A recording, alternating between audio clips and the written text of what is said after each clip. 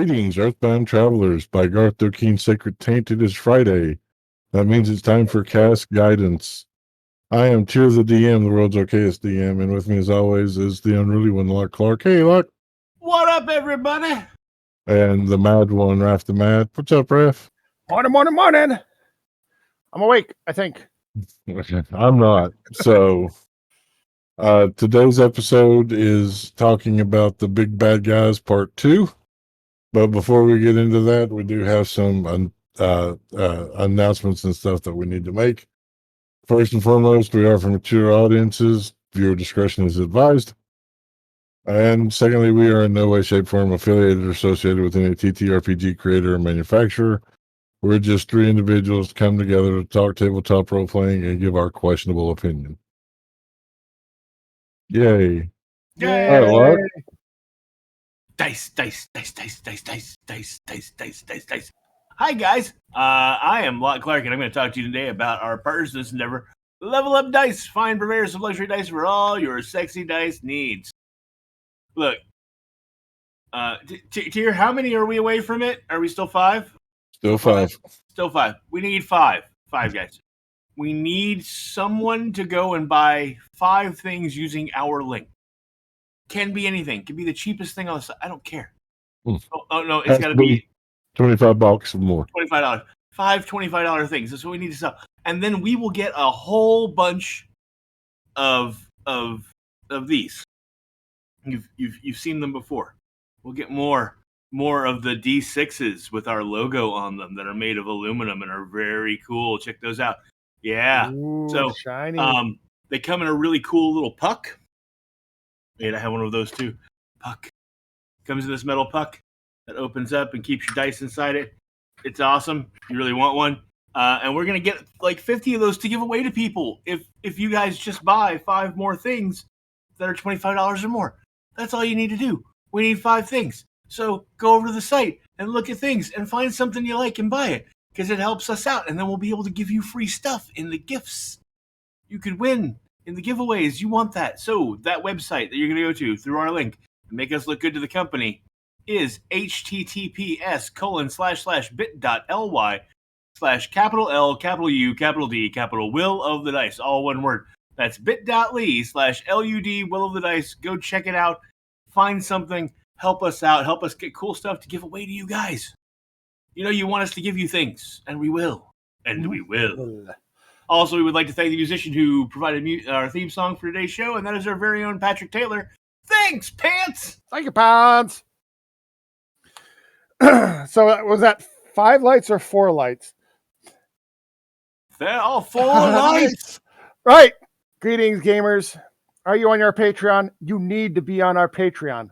Come, join us. Help support us. Get a hold of these episodes before everyone else. Listen to After the Roll. Find out what Locke really thinks happened in that last one-shot. Also, get involved in the polls. Affect what happens to us poor players in Tears campaign. So yes, it's not expensive. Help us out. Help support the channel. It helps keep us going throughout the year. So thank you very much if you come out to our Patreon. Awesome. Thank you, guys. So that's our announcements and introductions made. Today we're supposed to be talking about part 2 of creating the big bad evil guy. I don't know if I'm feeling that, so we may be on some tangents left and right, but we'll try to start off on topic. I'm very, very medicated today, so I may not be doing a lot of talking anyway. Fair enough. One thing I want to say, and I'm going to stress this definitely with the first couple of sessions of Sins of Blood and Bloodlines.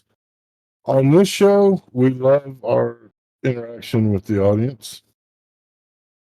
And I know a lot of you are the same people that come and hang out on Saturdays and Sundays. We don't watch the chat a lot on Saturdays and Sundays because we're busy role playing. So if anybody has felt like they've been ignored or anything, I apologize. Just we only sometimes glance at the channel. So, can you believe that season 2 starts tomorrow. No, what? No, not a bit. I'm not even sure I've settled on a character voice for my character for tomorrow. So this will be fun. Oh boy. We just might see what comes the fuck out of my mouth when I start talking, and that might be what we go with. Mm-hmm. It'll be fine. It's all fine. We're all fine here. We're all How are you? fine. Boring conversation anyway. Hey, Luke, we're gonna have company. Uh-huh. Yeah, I'm looking forward to it. It'll be interesting. Be interesting to see what you come up for a BBEG for this season. Bother. Speaking of BBEG, trying to recap what we kind of covered last time. We talked about basically the two types of BBEGs we see most: the puppet master in the back, or the guy who's straight up in your face, constantly interacting with the party, and which one gives the most bang for your buck for your party. And we were kind of torn on which one is which. I tend to like the one that interacts as a player. I like the BBEG that interacts more with the characters. The one that versus the shadow puppet master in the back, because it feels more cathartic when you finally get him. Okay. But as a DM, the mastermind behind in my mind goes, but I like the shadow guy, the guy from the shadows, because he's the one pulling the strings, and he can do all the fun things of, he has an organization, he has a group, he's built things up. He's just not one guy randomly causing problems. And for a DM, he's much easier to work with because I can hang things off him. I can hang henchmen off him pretty easily. I can hang other big bads off him to interact with the party versus him constantly being it's him again. So there's a way to bridge that gap. Mm-hmm. And that's with a hench bad, the strong right hand of your mastermind, Mm-hmm. Who might befriend the party and work their way into the good graces of the party, and then turn on them to show that they're actually loyal to the BBEG and have been all along. I'm thinking specifically in D&D lore, of Vecna and Cass. That was kind of where I was kind of think this was going to go. Yeah, so like that gives the party a chance to maybe not win strictly by main force. Maybe the party starts to have an effect on the henchmen. Maybe the party can persuade the henchmen over to their side eventually, even though they don't know that they're doing it. But then when that moment comes, they can play on that bond they've made with that NPC to try and persuade them to turn on their master. Mm-hmm. And if they manage to pull that off, that could be really cool. And if they don't manage to pull it off, then it's that twist of the knife, so you win either way as a DM. Yeah. Telling that story, which is what we want as DM. We want to stack the deck in our favor so that we make a good story no matter what the players do. If they do take that left at Albuquerque. Right, yeah. So, yeah, that's the thing. When they take the left at Albuquerque, you have the henchmen of the big bad show up and make friends with them, and then complicate things down the road. Yeah, chat. We do not take lefts. We are subtle like a brick. Players are subtle like a brick. Subtle, subtle under our big intimidating hats. Uh-huh. Yes. Ooh. So I guess you brought up two of the more well-known D&D lore big bads and henchmen. I was gonna say, so Locke, outside of Vecna, because he's the big one right now that everyone's knowing, but what's one of your favorite big bads in lore? Ooh, I mean, everybody likes Stroud. Stroud is great. Strahd, yeah. Strahd.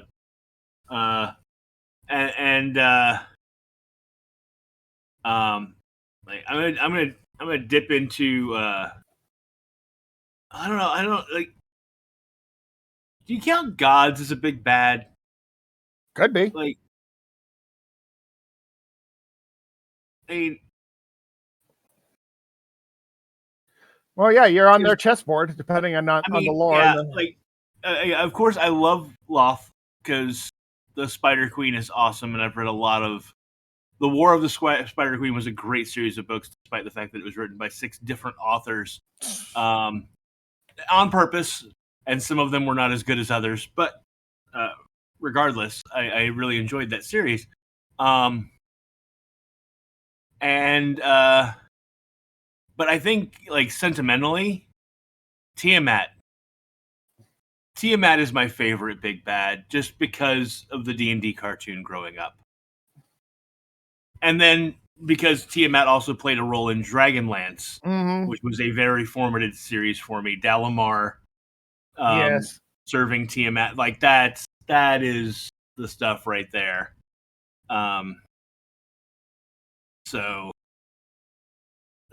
yeah, that's and that's the thing with the gods. Like, anyone can be their, like, acolyte on Earth. Their right hand champion that the party may not necessarily know. You know, like, Mhm. that's always fun to play with. Yep. Terry, you got a set? Or a big bad that you kind of gravitate toward in lore that you like?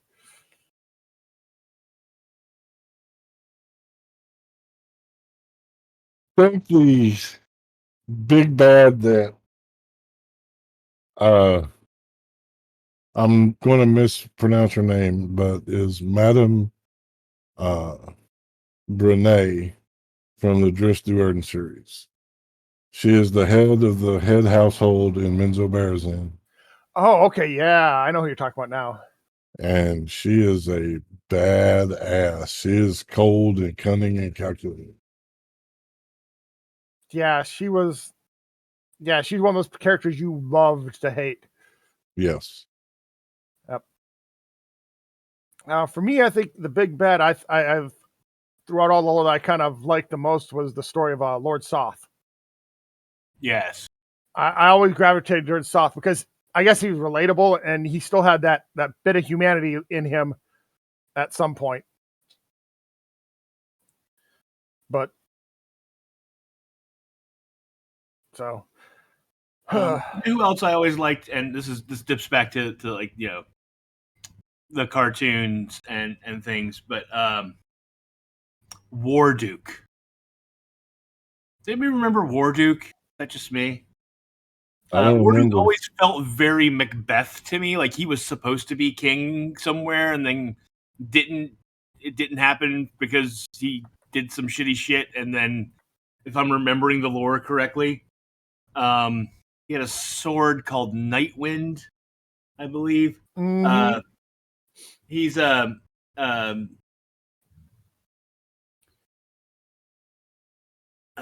bare chested. Only one leg is armored for some reason. Only one arm is armored. He's got a helmet with bat wings on it. Yep.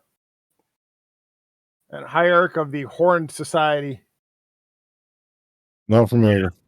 He's old. I pulled up on Google. He's old Greyhawk. They actually made a miniature of or a figurine of him. Yeah, he had his own action figure. I remember owning that action figure as a kid, and he showed up in the D&D cartoon.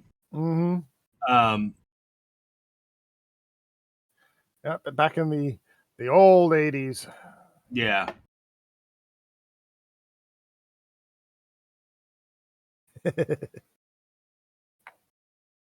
Long forgotten villains that need a resurgence.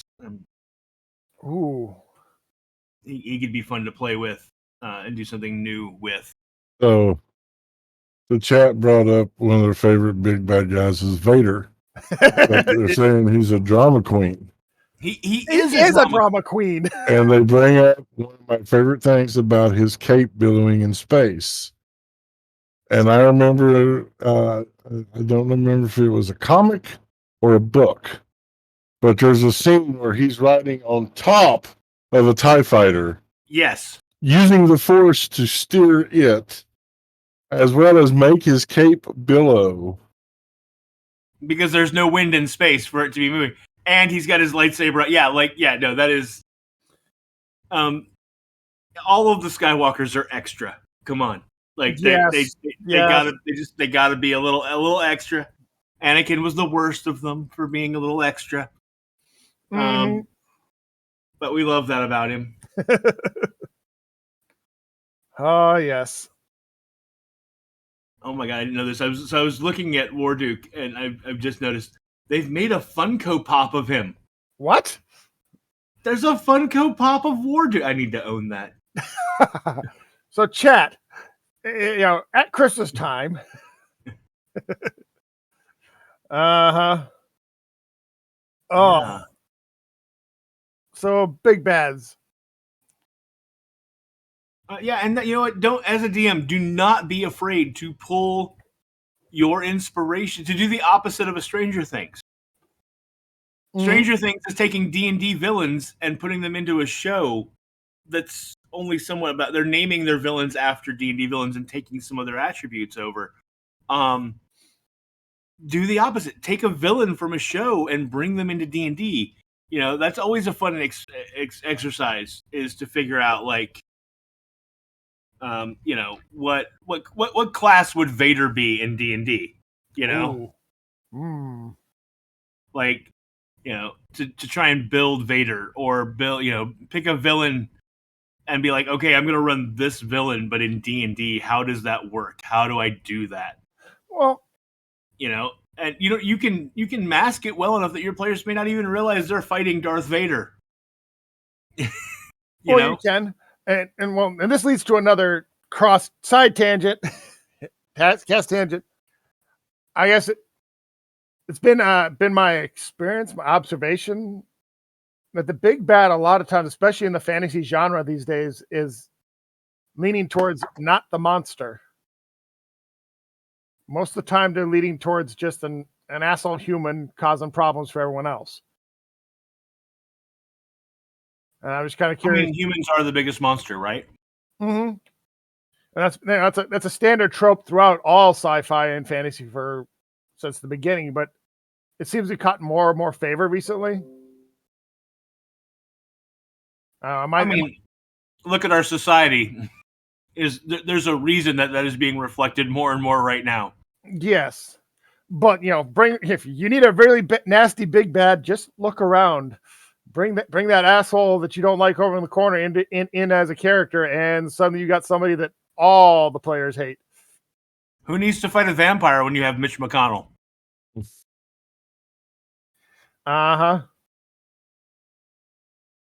So, I don't know, Tier, is there anything you do when it comes to thinking about your next big bad? When I think about the big bad, the first thing I think about is, why are they the big bad? Why are they, are they insane in trying to destroy the world? Are they sane in trying to destroy the world? Their end goal, what is it? Is it just something personal? Something that they're trying to accomplish for them?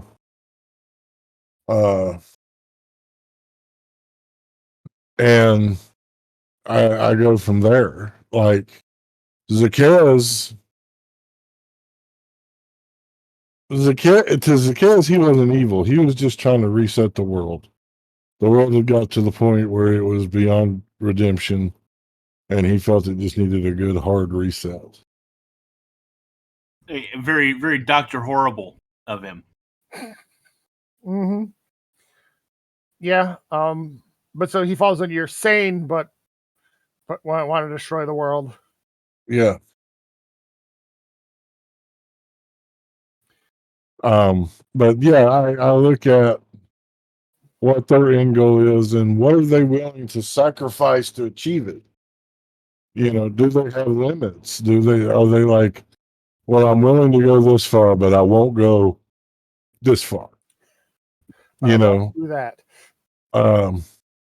because things like that's important because the characters, the player characters may push the bad guy into that world, that area where he has to decide, does he step over this line that he drew, that he said he wouldn't step over, or does he allow the good guys, quote unquote, to win? You know. Mm-hmm. Yeah. Ooh. The Welsh Church popped something into chat if you didn't see it. I think we're going to want to come back to that one. Which one? So the scariest monster for them is zombies because it symbolizes the loss of control and intelligence. What BBEG would you base on common fears? Well, as Locke had brought up, is the Spider Queen. Mm-hmm. I'm terrified of fucking spiders, so no. I just want to point out that classically in literature, from a thematic standpoint, zombies represent conservatives and conservatism, and vampires represent the left side of the coin, the more progressive side of the coin. They are the fears of each represented on the other.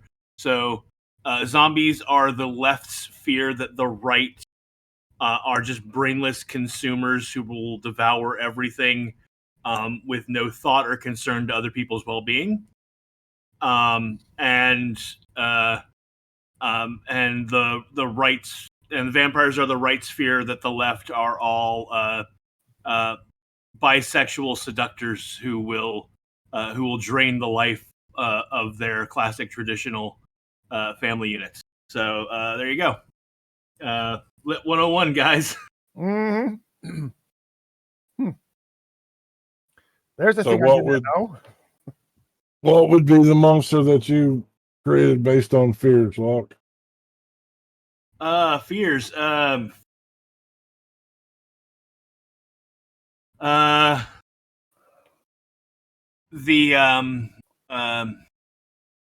never-ending story, the Nothing.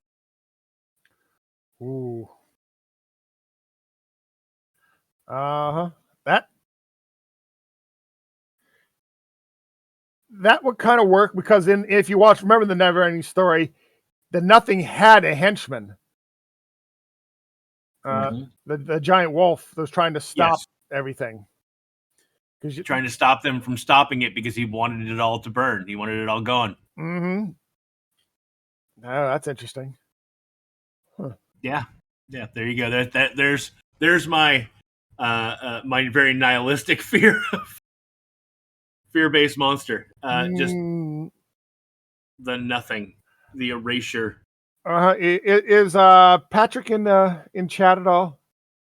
It doesn't look like it, so I'm somewhat safe. He doesn't watch this. I might have a one shot based around a mimic. Nice.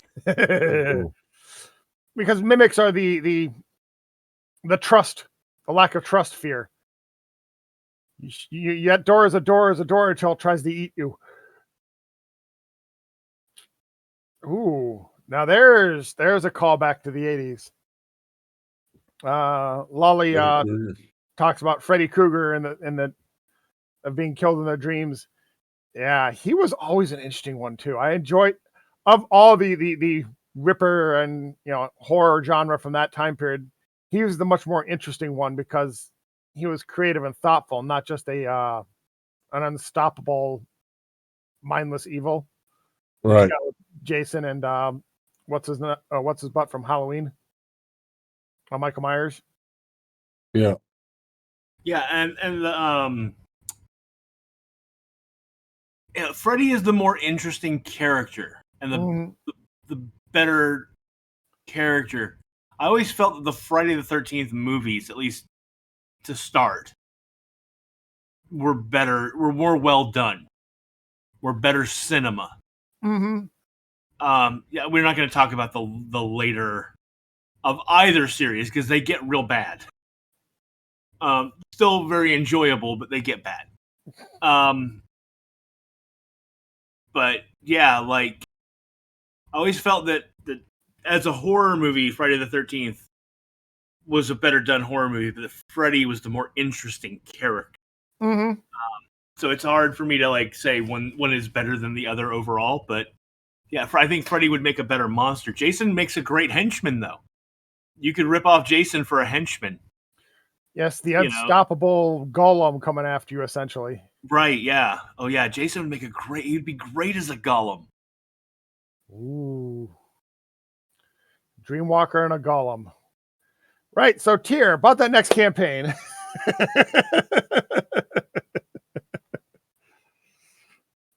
Yes, my good sir. So I have this idea for a Dreamwalker villain with his henchman that's the golem. What is their goal? What is Freddy's goal, though? Since we're suddenly building a big bad.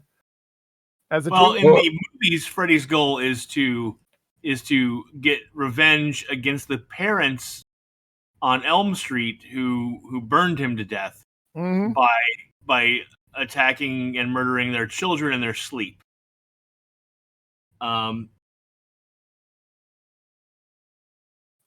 So I think I would give.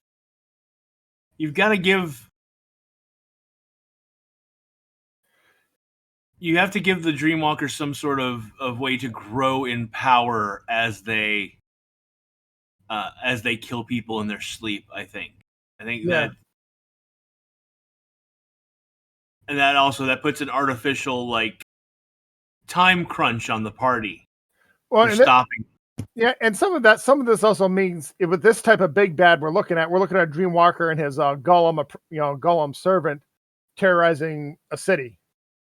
So you're looking at a low to mid-level BBEG 5 or 6 part adventure in a city, essentially, at this point for something like this.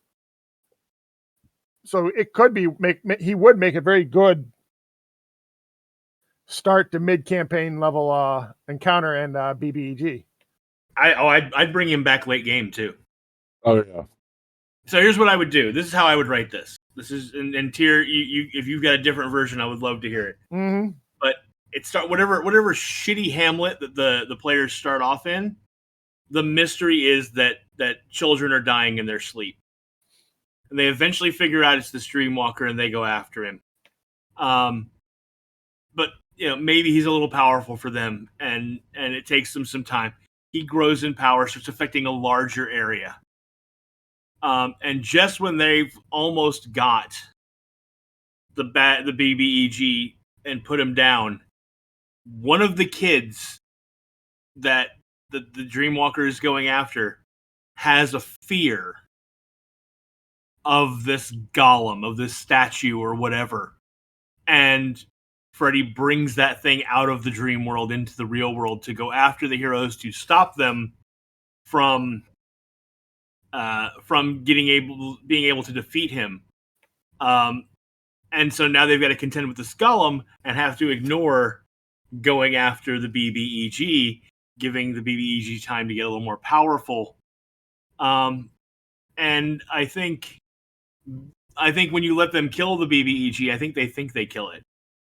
They didn't, because horror movie monsters are notoriously hard to kill. And at some point later, maybe they weaken it a whole lot. And at some point later, the golem has gotten back up and is terrorizing a town, and they have to go deal with that. And meanwhile, the BBEG on like the other side of the continent or whatever, away from there, they're not getting the reports, is just wiping out town. And so by the time you get to the end campaign stage, or to the upper, like the 3/4 mark, the 15th level or whatever, that level of campaign BBEG, they're now facing this bad guy that they've taken on before, but he's gotten immensely more powerful. Ooh, that does remind me of a BBEG I threw at the players once in one of my campaigns. He was he was one of the demons that dealt with contracts.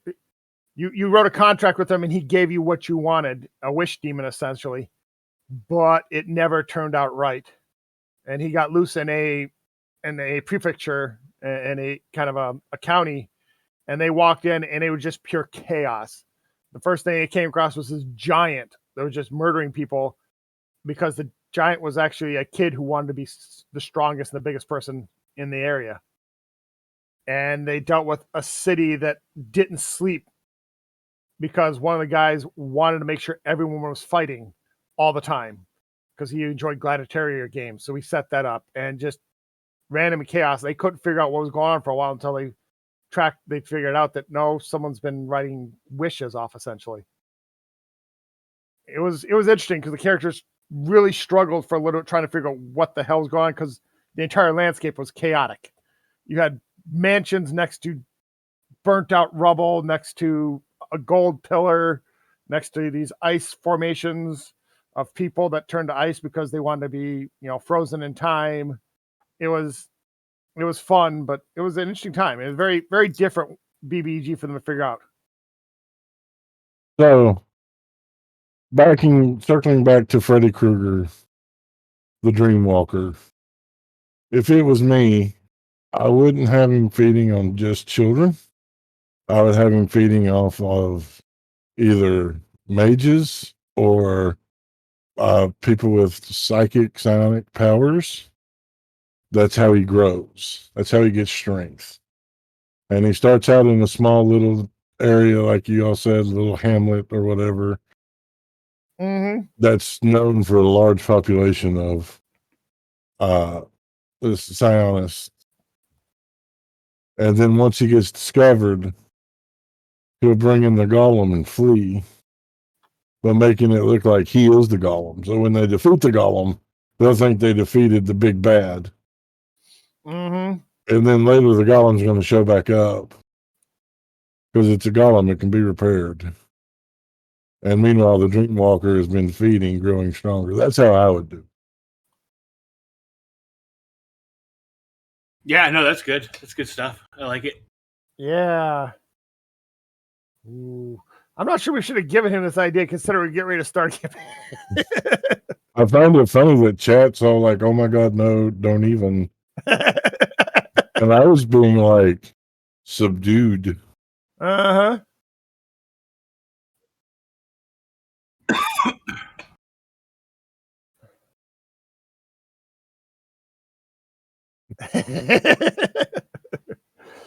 Uh-huh.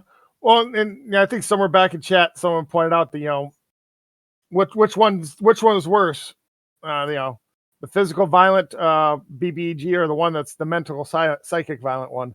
And I'm sorry, it's always the mental or psychic one for me. Yes.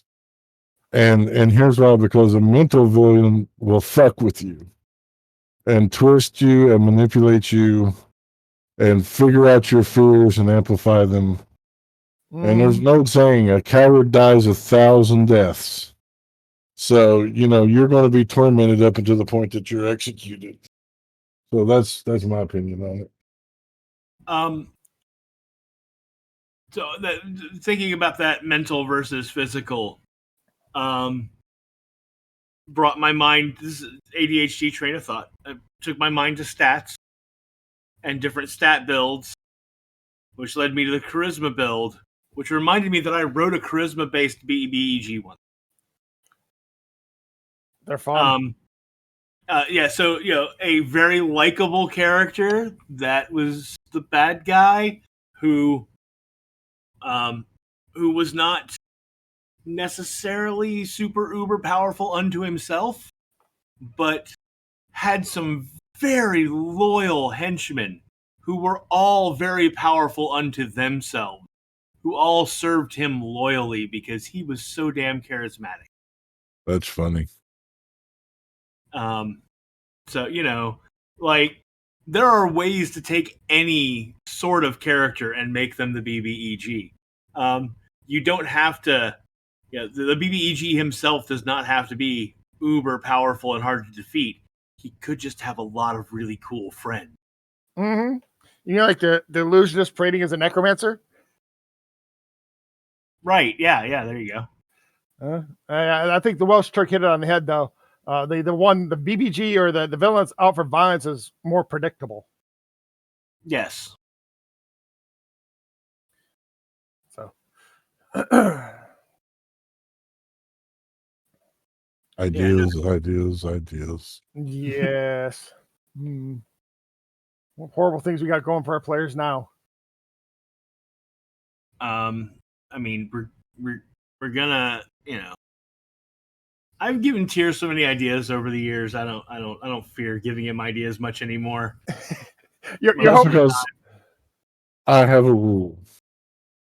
If we're having a conversation and you bring up something diabolical or tricky or whatever, if it's something that I have not already thought about, I do not use it during that campaign.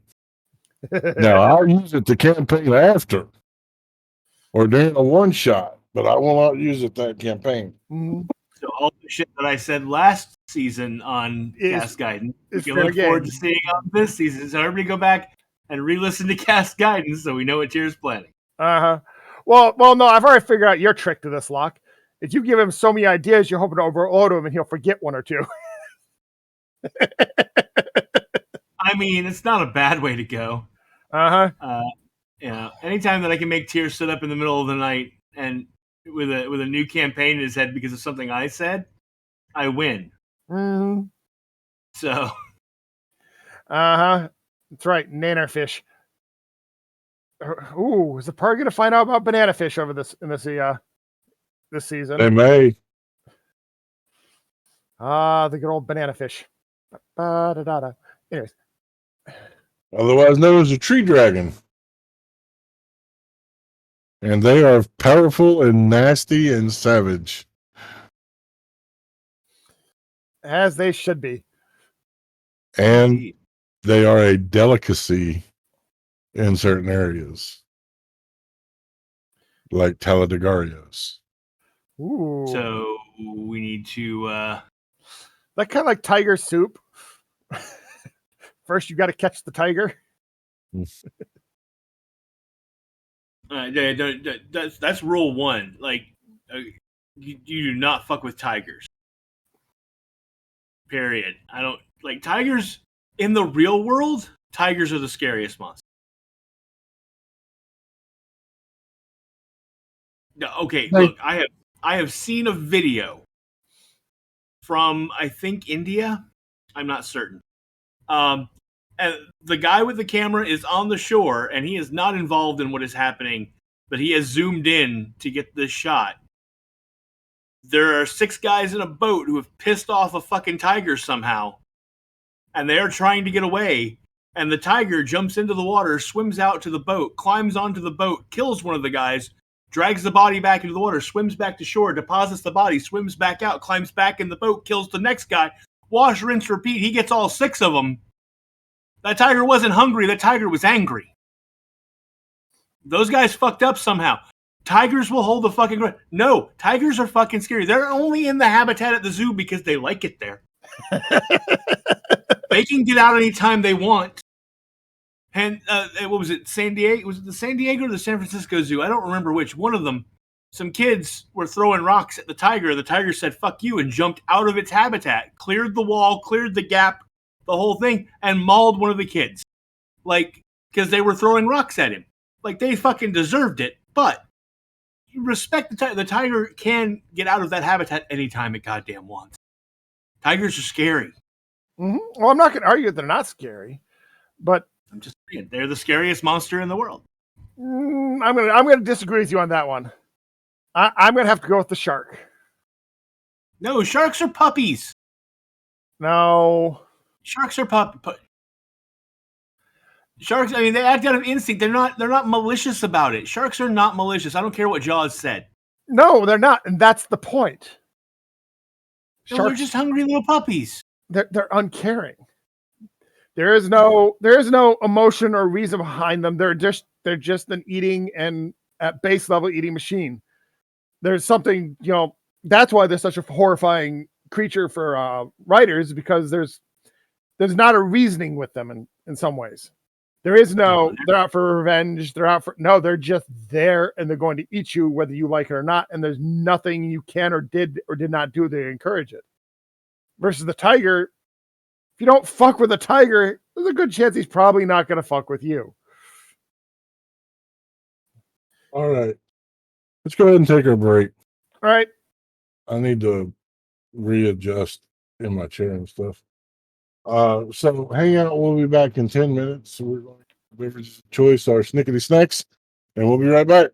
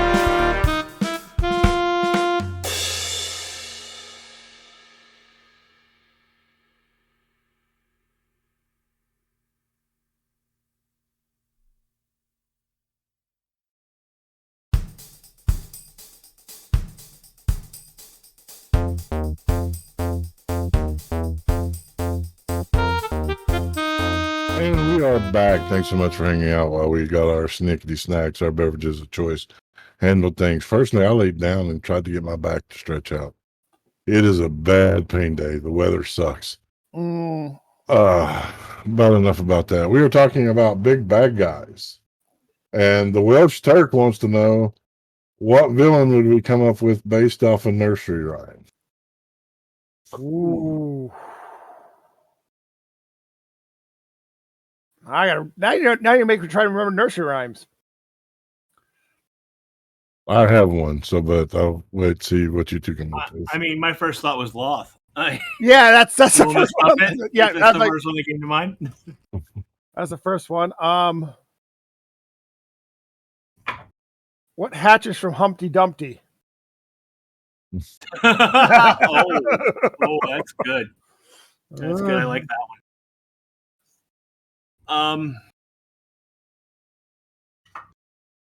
I think you take the sweet and make it evil, and you go Mother Goose. Ooh. See, I was thinking Little Miss Muffet, but instead of it being Loth, it would be a Spiderkin assassin. I would homebrew the Spiderkin. Just the whole set down beside her just gives me that whole assassin feel of this big bad guy is, very specially trained, Ooh. highly trained spider folk. And in the lead up to he sent out to assassinate someone important, and the lead up the players keep finding bits of the rhyme throughout the adventure. Yeah, that'd be cool. Lolly says Mother Hubbard, and Mother Hubbard is definitely the head of the Thieves Guild. A la what is it? Oliver Twist. Yeah, yeah. I know. Logan. Yeah. Yes. So there you go. Adopting all of these children to put them to work stealing things for her. Mm-hmm. I You think got to pick a bucket or two. yeah. I don't know. I'm sticking with Mother Goose because geese are fucking evil. A sorceress or druid who controls geese, attack geese. I think is would make a good BBEG just because geese are fucking scary. It's because they still think they're T-Rexes. Yes, they do. So here's a villain question. If you could give your villain one power, doesn't have to be anything out of the DMG or Player's Handbook, something you can homebrew, what would it be? Oof.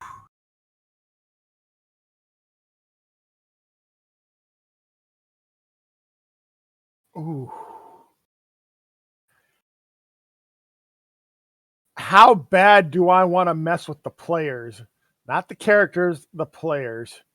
As much as you want.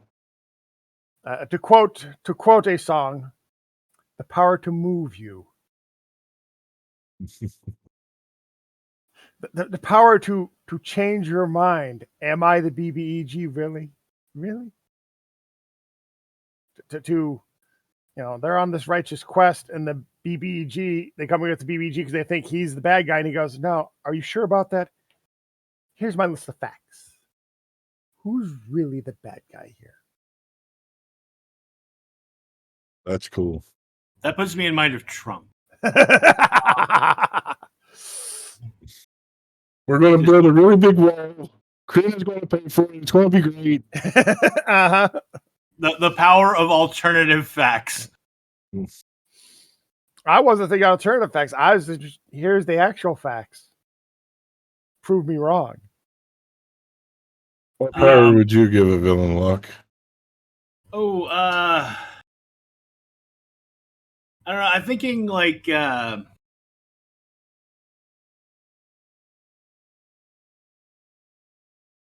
I'm trying to figure out how I want to word it. Like just the ability to know the character's deepest desires and fears and play with those.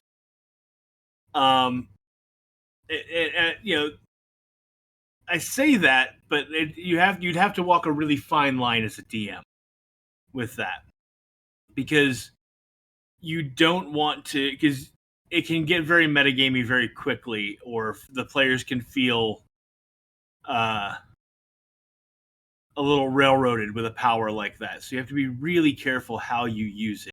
But if you did it right, it could be really cool. Yeah. Yeah. Ooh. Actually, you know what? That puts me in mind. That puts me in mind of a TV BBEG that would make a great D&D set of villains, and that's from Babylon 5: The Shadows. The Shadows were a chaotic race of they're an elder race in the galaxy who have immense power, and their goal is to they think they are helping the universe by kicking over the anthill every so often so that society rebuilds stronger. So they're not wrong. They're not necessarily right, but they're definitely not wrong. Because the facts bear out that nothing advances technology and society like war. And the methods they use to go about it. But the thing that they ask, there's one question that they ask repeatedly, and it's the only question the Shadows ever ask, is, what do you want? And anytime someone answers, the Shadows ensure that ask comes true. Yeah. Even to their own detriment. And so I think that what do you want? Yeah, especially at the end of that, the very telling scene of, was it Londo? No, it's Veer. It's Veer. Yeah. Veer, because when Morden asks Veer, what do you want? He says, I want to see your head on a pike, in front of the royal palace on Centauri with the flags flying behind you. And I want to look up at you and wave like this. And he ggets it. Yeah, but the way he gets it at the end is so dark. It's true, but it's like a wish spell. The outcome is never exactly what you wanted.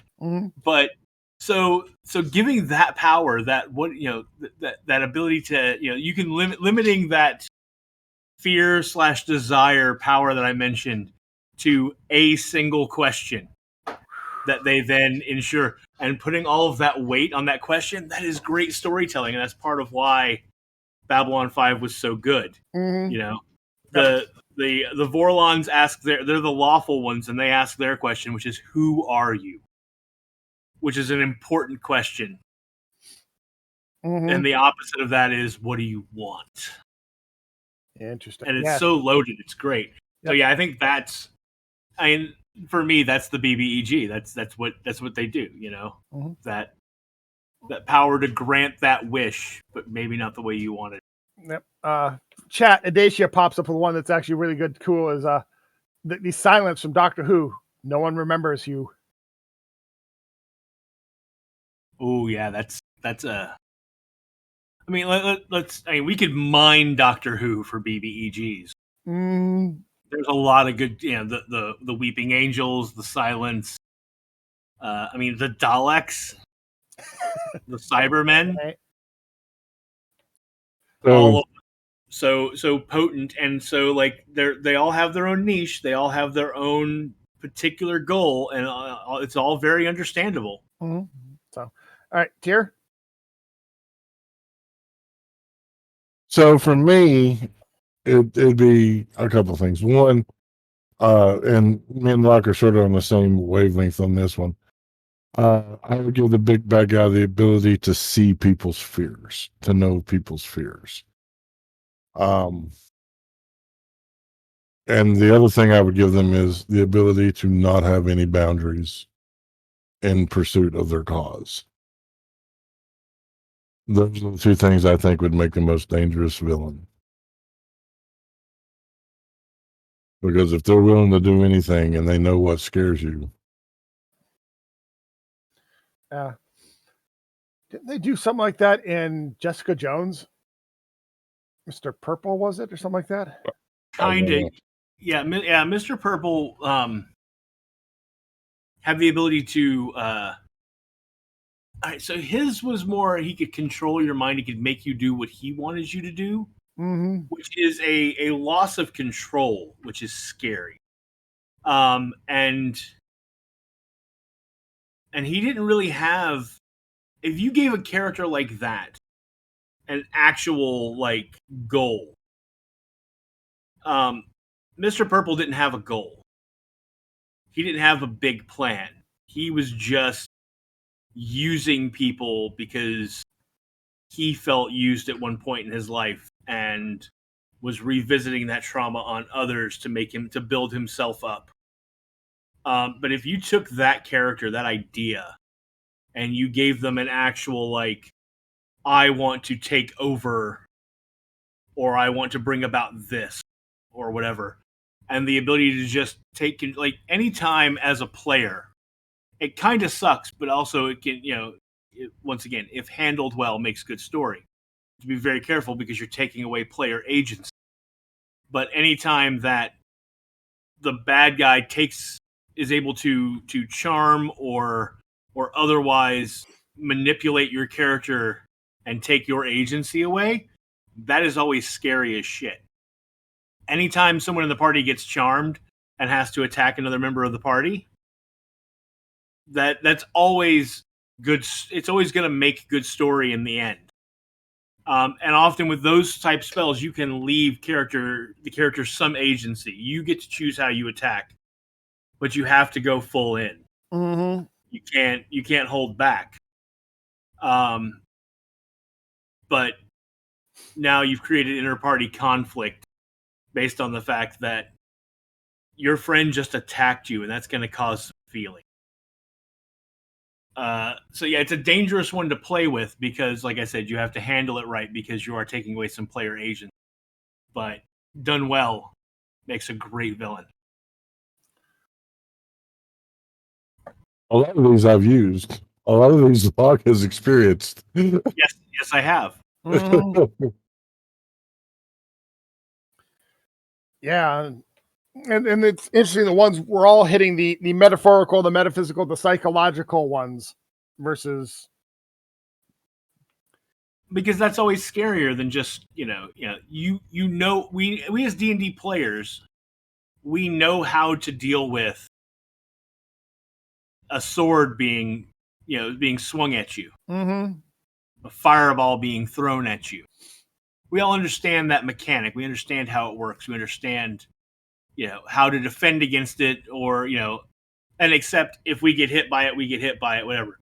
But that whole like having your mind taken over, being told what your character's action is on their turn, that's a different kind of scare. So you're because then you don't, as your turn is coming, you don't know what the DM's going to say you have to do next. So your big bad, the big bad we seem to be describing is a mind flayer, then essentially. Mind flayer, the hive, is it a hive brain? Hive brain, yeah. The hive brain, yep. Which we should be getting soon. Spelljammer's coming. Yeah. Still looking forward to it. So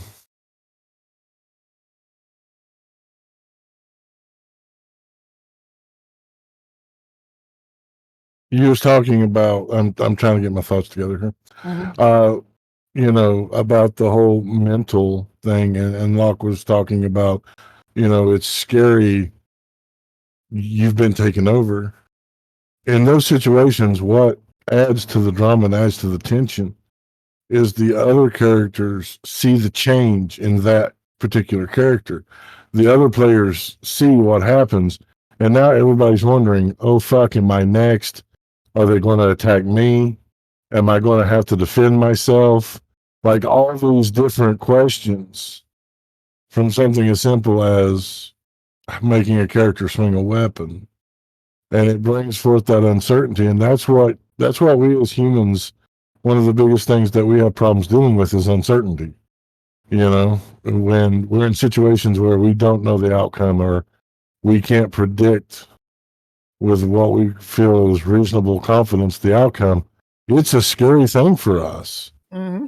You know, and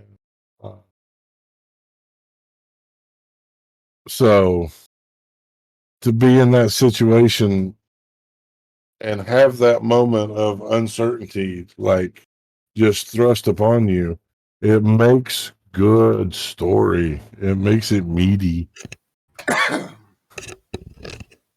And I think one of the issues we see a lot in D&D, and I'm guilty of it myself, I've done it, is allowing a little bit of metagaming to come in there after the fact. Because we as a player understand that that was a charm spell and we don't hold it against the player or the character. But in real life, no matter how enlightened you are about how magic works, no matter how much you logically understand how much that character was under the influence of someone else, had no control, that person swung a sword at your head with the intent to kill you. Mm-hmm. Exactly. It is going to change how you view them. Yes. It is going to put a wrinkle in that relationship and should be explored. Glossing it over is something we Oh no. We lost here. Do vampire time. Mm-hmm. I'm half ahead in a box. Hey. Am I back? You're back. You don't have a camera yet. There you go. Now you're back. Cool. Thank All you. right. It was time for me to stop talking. So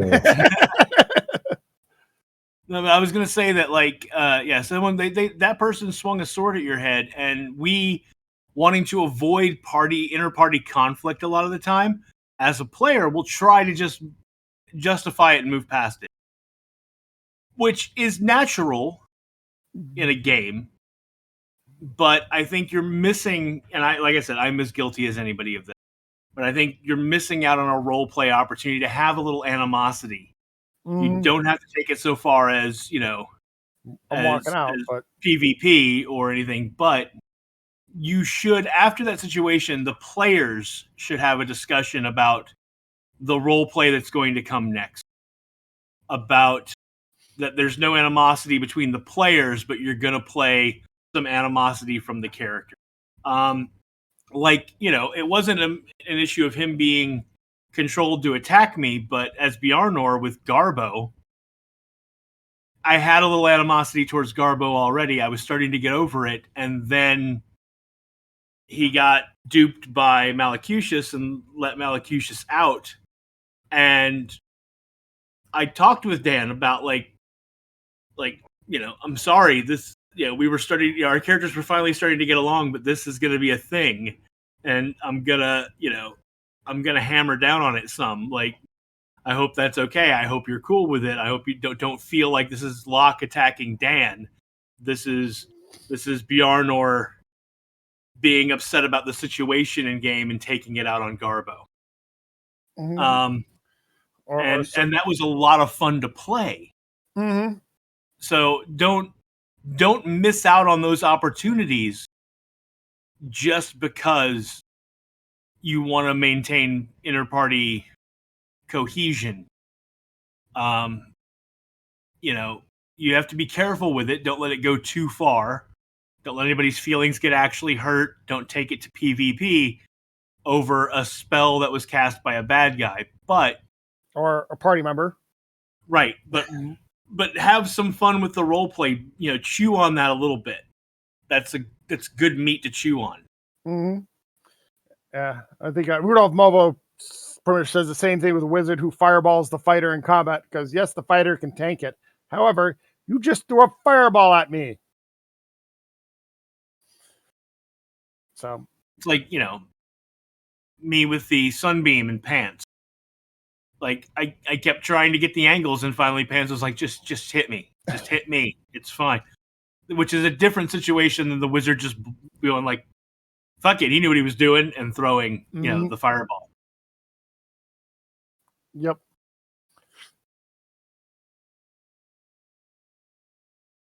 I think one of the things with role-playing animosity is that as a DM, you have to set boundaries on what you allow, because it can easily cross into PvP and stuff like that. Mm-hmm. And so as a DM, you have to be able to allow it to go on, but when it reaches a point of where you feel it needs to stop, you need to be able to bring that to people's attention, and they respectfully understand. Yep. And that's managing your party, and that's reminding everybody we need to have some adult conversations. We need to be adult-ish about things. Yeah, and you got to a lot of that is trust too. You have to trust your players to suck all the marrow out of that bone for the sake of the story, while not violating a rule at the table or the other player's trust in the RP. Like everybody has to be on the right page and of the right mindset.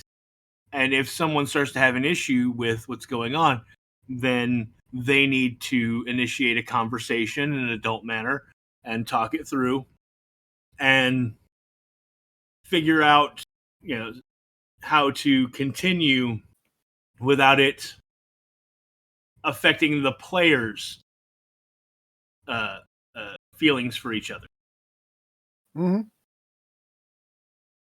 I get it a lot. Like, I have resting angry face sometimes, and Yeah, you do. And when I'm playing my character as angry, I get sometimes people mistake that for Locke is angry. Locke is not angry. Locke is almost never angry playing D&D, because Locke is having fun playing D&D, and I'm investing in the emotions of my character. But I understand that I can make people feel certain ways when I direct my anger in their direction. And so I try to be cognizant of it. And if there's a question, please, ask me. And audience, please never think that what you saw out of me anger-wise was Locke being mad at another player at the DM. It's Locke enjoying the emotion of the character. I'm just really good at being angry. Mm-hmm. I think the West Turk kind of put it best. When it stops adding to the story and becomes disruptive. I think when you deal with that type of party emotion. Yeah, absolutely. I think Latina C2002 has a very interesting take. They had a party which they had to kick a character out, not a player, but the character had developed in such a way that it had lost the party's trust, and they had to be like, you can't play this character anymore. That's interesting. Oh, that's when even the player admits, yeah, my character is kind of a dick. He needs to go.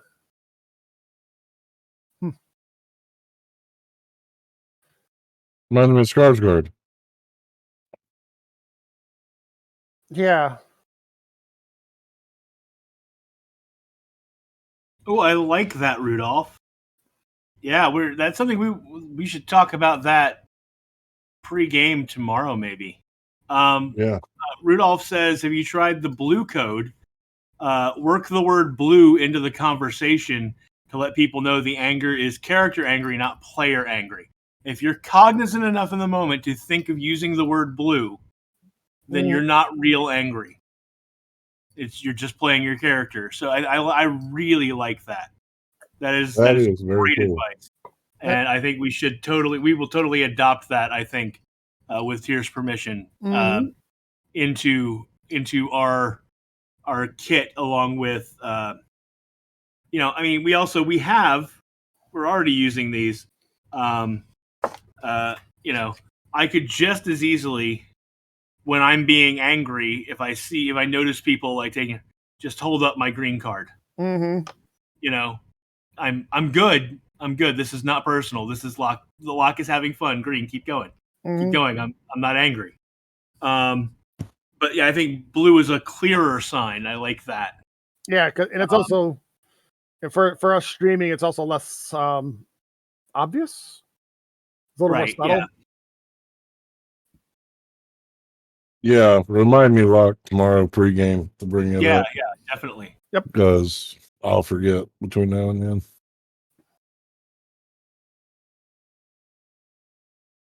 That is very cool. I like that. Rudolph says a young lady on TikTok did a video last year, and they have used it ever since.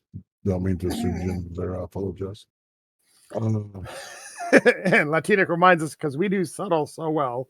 Yes, so well. If you don't mind me asking, Rudolph, how is it? Have you had success with it? Using the blue code? Now we wait for the delay.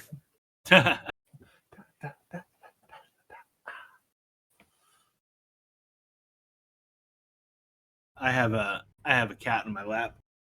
Can't see it. There's a cat butt right down here. Yep.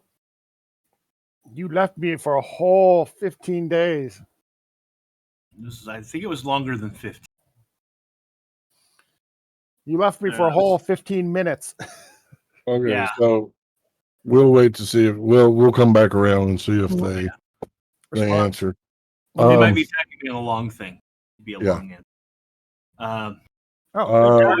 We have. There was a game where I genuinely hated another character, and we got into beefs a lot. The blue code and talking after the game helped maintain the friendship. That's awesome. Good. Yeah. And that is a very good thing to bring up, Rudolph. You and your best friend can be playing tabletop RPG and hate each other's characters, but still be friends. And that's something to keep in mind, that the character is not the player. Mm-hmm. Yeah. No, I go ahead, Brad. Well, and pointed out, they talk after the game to maintain that friendship. They communicated, and that's a big part of it. Especially when it comes these style games, or just in general, you need to be able to communicate with your friends about what's going on. That way they know, and you can keep things clear. Yeah, I played in Vampire LARPs for a very long time. Back in the late 90s, early aughts. Played for about a decade or so. And I can't tell you, with Tears pausing, on a break or whatever, going like, are you okay? Are you mad? And I'm like, no, I'm having a great time. In the middle of scenes playing Vampire LARPs, when my character was blustering and angry and cursing and riled up, having players stop and go, "You all right, dude? Are we cool?" And I'm like, "No, this is great. I'm having a blast. Let's keep going. Is that you good? I know I'm yelling a lot at you. Is that fun? Okay, cool." And then we're back in it, and blue code would have helped a lot there. But I've also been in both situations where I've hated a character but loved the player, and had to check in and make sure that things that we were cool outside of the game. And I've been there where I've hated the player, and hated their character, and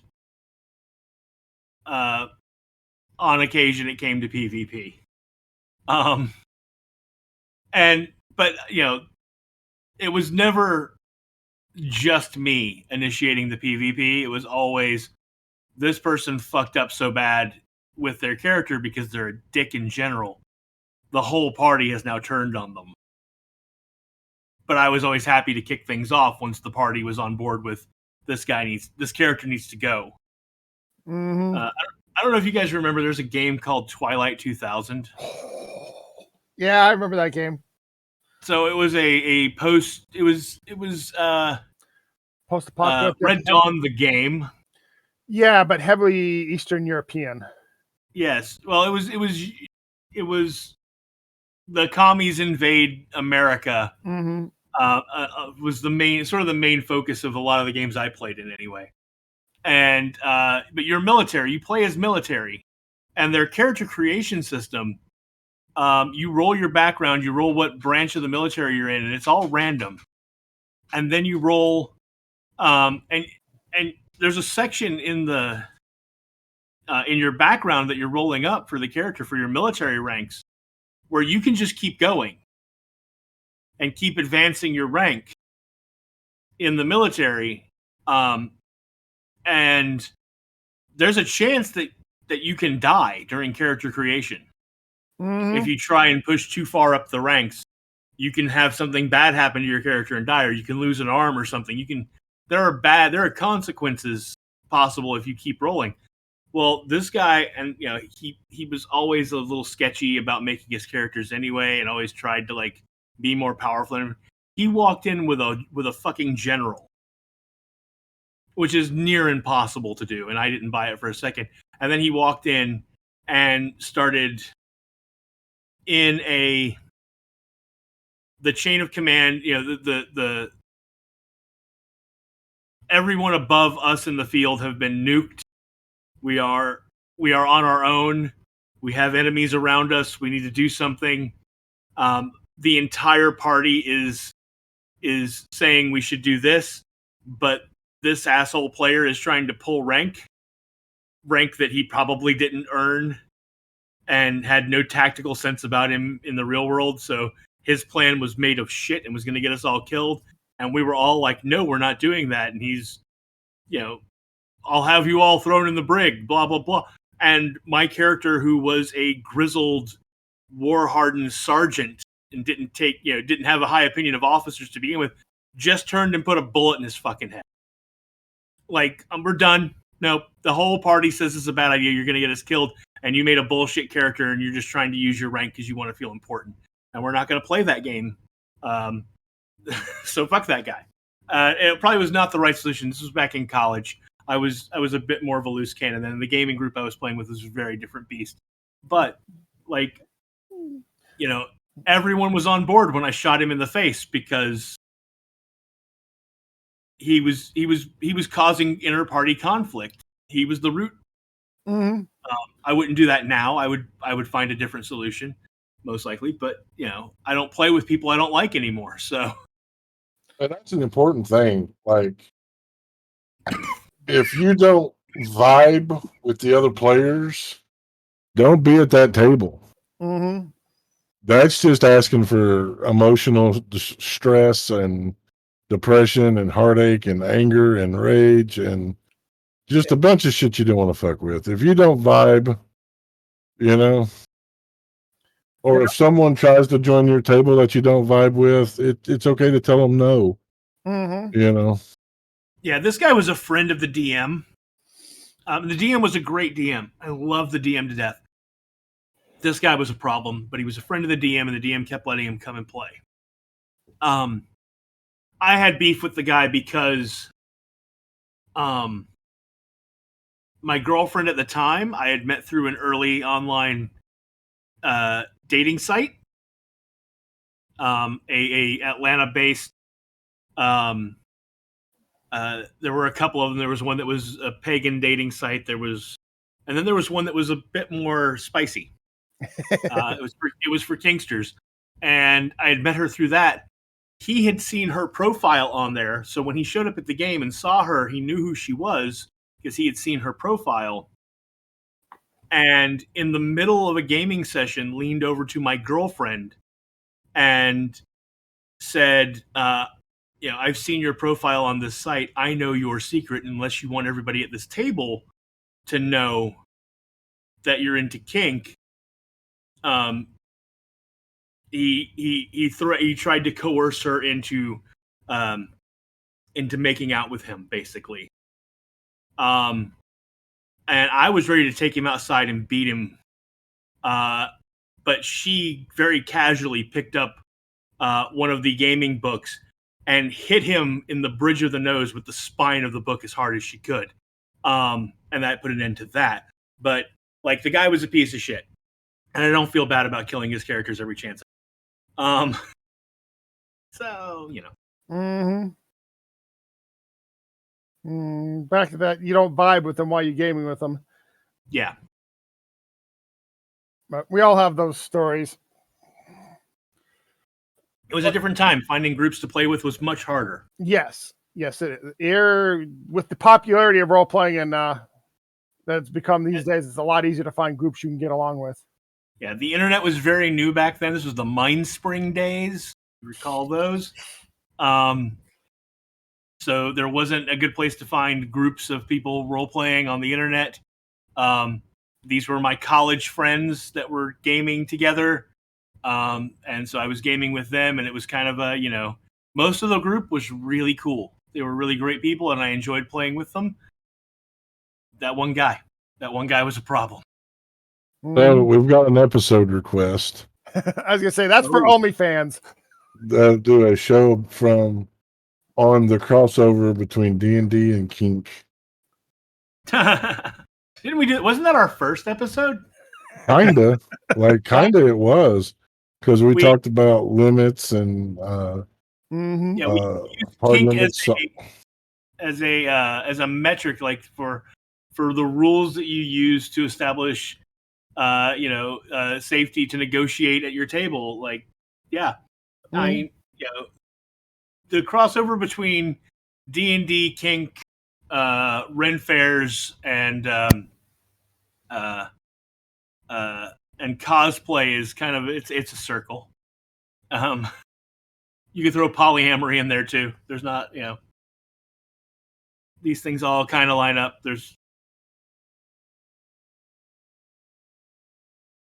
Yes, Rudolph. That's if you go back and check the archives, the rules of consent, Dungeon Masters and Roleplay is pretty much what our entire first episode was about. Yep. Yeah, I'm looking to see if it's on YouTube. It should be. Well, see, Polly didn't. Oh my God! Get out, Rudolph. That is hit him with a fish, somebody. Oh no! Oh no! For those who can't see what he wrote, who are just listening, Rudolph Mobius simply asked, "Would a holy warrior with many lovers be called a polyden?" No. For the fish. No. You get the fish sauce. I'm holding up my red card. Flag on the play. Yeah, Rudolph Mobo, if you go to our YouTube channel, just look up Will of the Dice on YouTube. Under playlist, Cast Guidance, the first episode is there. But we could do another kink episode. We could be talking. Yeah. Comfort, consent, and safety. Mm-hmm. Yep. It's a formative episode. It's a very well done episode, and it's one I referenced for a lot of things when I kick off campaigns and games. It's pretty much setting up session 0. Yep. Turns out we were pretty smart when we started this show. Not to toot our own horn or anything. Mm-hmm.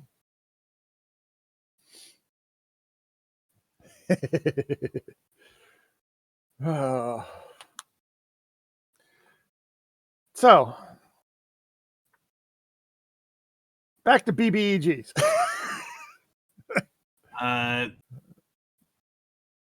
House cats. Ooh, no. What? Ow, hey.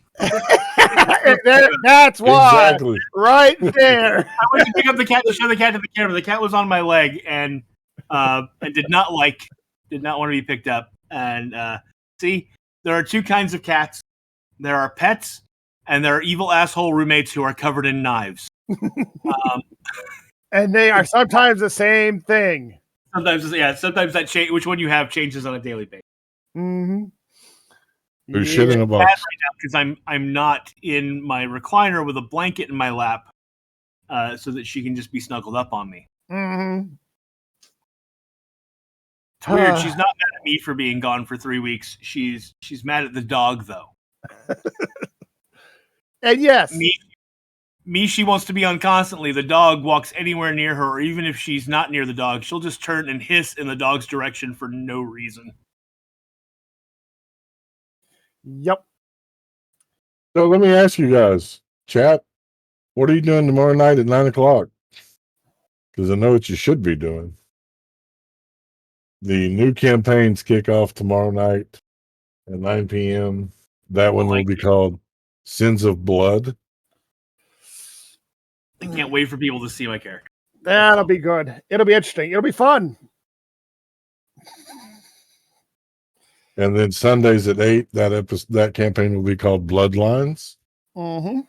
And I know there was some people that were concerned that they would not run in tandem, that they would not be crossover effects. Fear not, they will be crossover effects. Mm-hmm. And the polls will be coming back to the people because we have a wild magic sorcerer in one of the groups, and I want to make things more interesting. Hey, Tyr, Hey, Locke. perhaps we should talk about the changes that have been made to our podcast versions of these shows and the new channels, so that people don't miss out. That is a good point. Mm-hmm. Okay, so here you go, folks. We have podcast channels for Cast Guidance. You can search Will of the Dice Cast Guidance. It's its own podcast channel.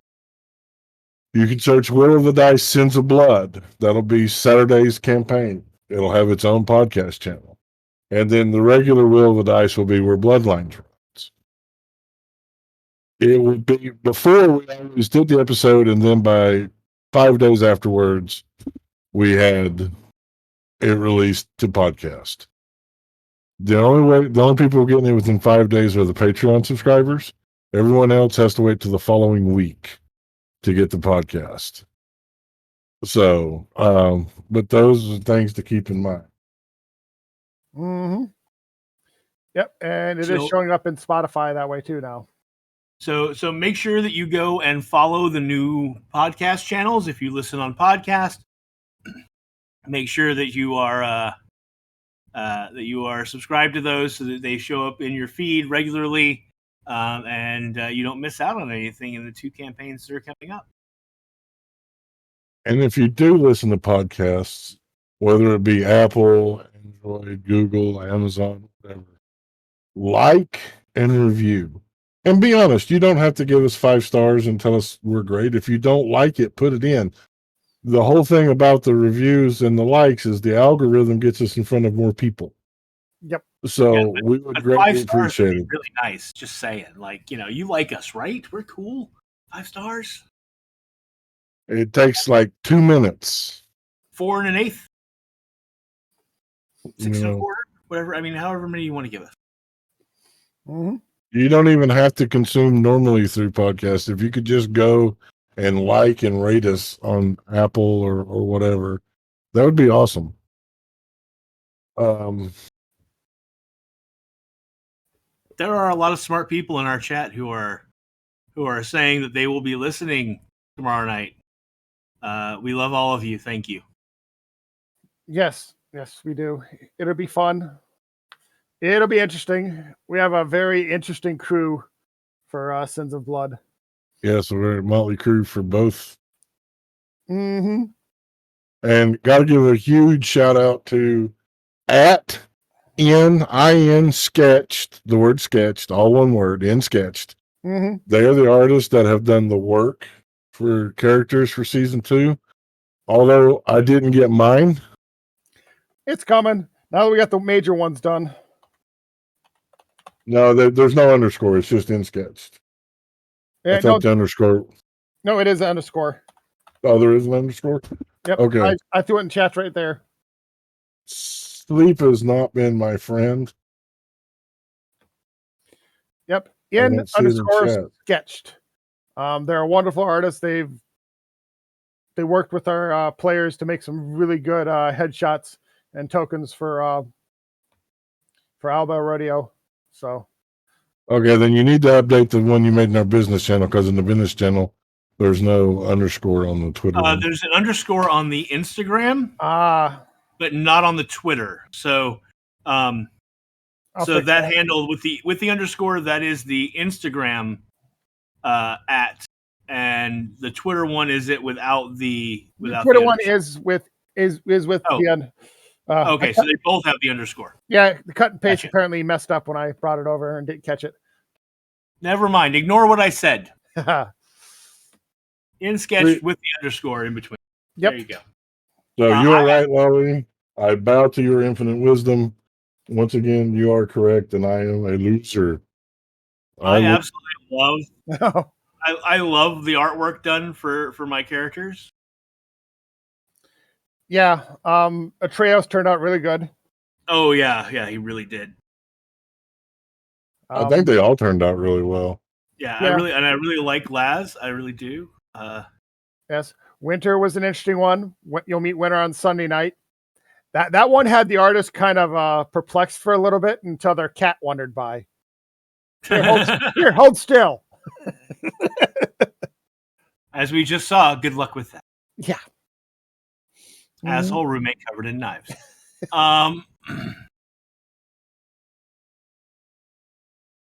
But yeah, no, I'm super excited. I can't wait. I gotta go do my ritual. I haven't done it yet. Pre-game, which is I've made miniatures of my two characters, and I need to print them at 200 times scale, so I can have them sit on my desk to look at while I'm playing. Better hurry. Just to keep me inspired. Yeah, I'm gonna start it right after. Well, I'm gonna start it right after this. I've already done all of the modeling. I just need to go and clean my tray and start the print. Cool. But yeah, they'll probably take about 7 hours each. That's not bad. Nah. I mean, they're only neither of them are extra large, so they will be they will be about this size, I reckon. Cool. This is a paladin that I play in one of Tier's off-camera games that we play occasionally. My grunge punk paladin, Leonin. The other thing I want to say is, those of you that have one-shots, I have not forgotten. We got word Wednesday, the mandatory overtime should be done by mid to late August. Once it's done, I will be scheduling your one-shots. I have not forgotten you, I promise. I've just been working so much overtime that it's all I can do to get to streams. Mm-hmm.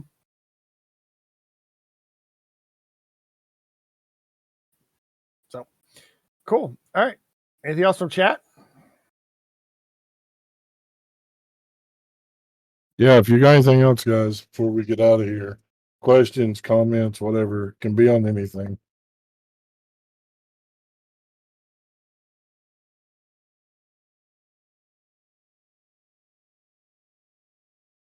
Do. This is all we can play of the song. Oh, Anyway. sorry. All right. I also want to say, I'm just going to put a bug in folks' ears, especially because I know some of our players are listening to this. The hardest one was for Bloodlines in particular, but I already made a backup character just in case something happens to my character, because I've met Tyr. What? And that I'm almost as excited about the backup character as I am the other characters. Let me clutch my pearls. Not that is an endorsement of Tyr killing my character. However, if it should happen, I have a cool idea for a backup that I've already run past Tyr, and he said yes. So there's that. You have to be prepared for these things, guys. That's all I'm saying. That's all I'm saying. Those rainbows, those puppies, those unicorns, they're all deadly. Lies. Uh-huh. They're as deadly as a second ed archer. Oh, You know what? Oh, damn. I There we can go. just kick you from my fucking table. Love you, Tyr. Uh-huh. I'm sorry. I apologize for that. I don't. All I can say is my backup character you've all experienced. So you want to keep my main character alive because you don't want to be stuck with that one. I mean, I could just bring in Yao Yi. Everyone seemed to love him. I've never gotten tagged in so many things. Like just people like Welsh Turk and putting up memes that remind them of my character. Yao Yi has been the font of this reminds me of this character. Here, Locke, have this. It's kind of awesome. So thank you all for that. Yeah, I get sent evil ideas. They're like, here, look at this TikTok. This is evil. Try it. I get and I get this reminded me of your character who talks about cloacas. Or I read this in his voice. And I get sent TikToks and things with things that I'm not allowed to feed on here because, I don't get hit with the fish.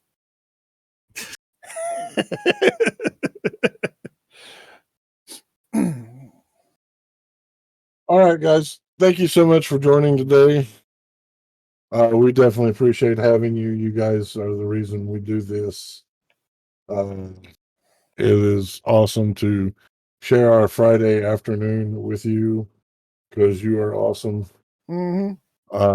Let's remind people who we are, where they can find us, and let's get out of here. Right. Greetings, gamers. I'm Raph the Man. I've been one of your DMs today. And just you're correct, Rudolph Movio. It is called a polyden. You can find me at BLK Dragon 13,000 on the Twitters. Hi, gamers. I'm still Locke Clark, and I have been your third wheel on this bus today. It's a short bus, but it's our bus, and it only has 3 wheels. So, it has an invisible wheel, but that's our producer. Count? I don't know. Anyway, you can find me on the Book of Faces and the Twitter pages at Locke Unruly. That's Locke with an H. And once again, I am Tyr the DM. I am the world's okayest DM, and you can find me on Twitter at Tyr_the_DM. I know that things are dark and bleak right now, guys, but we don't give up. We band together. Love and inclusion. These are the torches that will light a path to a better tomorrow. Come join us and be torchbearers. And remember, until next time, if someone doesn't know, don't cast aspersions, cast guidance. We love you guys.